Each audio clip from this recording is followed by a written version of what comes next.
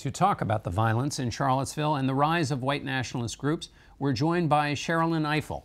She's the president and director counsel of the NAACP Legal Defense and Education Fund. Elle Reeve is a correspondent for Vice News Tonight.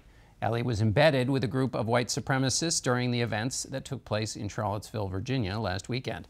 And Christian Picciolini is a former self-identified skinhead and co-founder of the group Life After Hate. Welcome to all of you. Elle, I want to start with you. The documentary you were in has been watched by 46 million people. And I want to show a little bit of that footage from the Friday night and then get you to talk about it. This is from Vice News Tonight.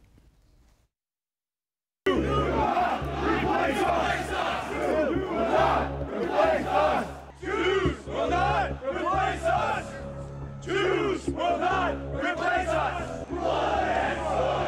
Blood and soil! Blood and soil! Whose streets? Our streets! Whose streets? Our streets! Whose streets? Our streets! Black lives matter! Black lives matter! Black lives matter! Black lives matter! So, Elle, you weren't just on the periphery of this, you were embedded. The president said that on this Friday night, where those images were from, that there were good people quietly protesting. What was your sense of what you saw? So this was an unannounced event, but a very well-organized one. When we arrived, there were vans dropping off white nationalists at the field.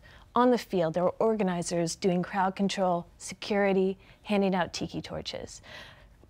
They picked tiki torches to be menacing. Sometimes they call it a torchlit vigil because it's supposed to be an offensive spin on a candlelit vigil. And once they started marching, they didn't talk about Robert E. Lee being a brilliant military tactician. They chanted about Jews. Like, they wanted to be menacing. It's not an accident. Sherrilyn,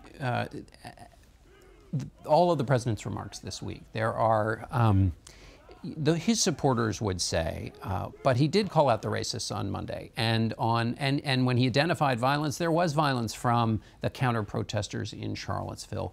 What are they missing in their defense of the president? I think what we saw this week was the president scripted and unscripted. When the president was unscripted, when the president spoke from his heart, we heard him. He was combative. He was defensive of those who were white supremacists and those who were Nazis. He put on an equivalent moral plane those who were white supremacists and Nazis with those who came out understandably outraged by seeing flags with swastikas and Confederate flags and hearing the kind of homophobic, anti-Semitic, and racial slurs that Elle talked about. He put them on the same moral plane. And whenever he was pushed, what came out of him was such tremendous anger that we would even dare to expect him to call out what we think any president, any modern president in this country should call out, which is Nazism and white supremacism and anti-Semitism. He just wasn't able to do it.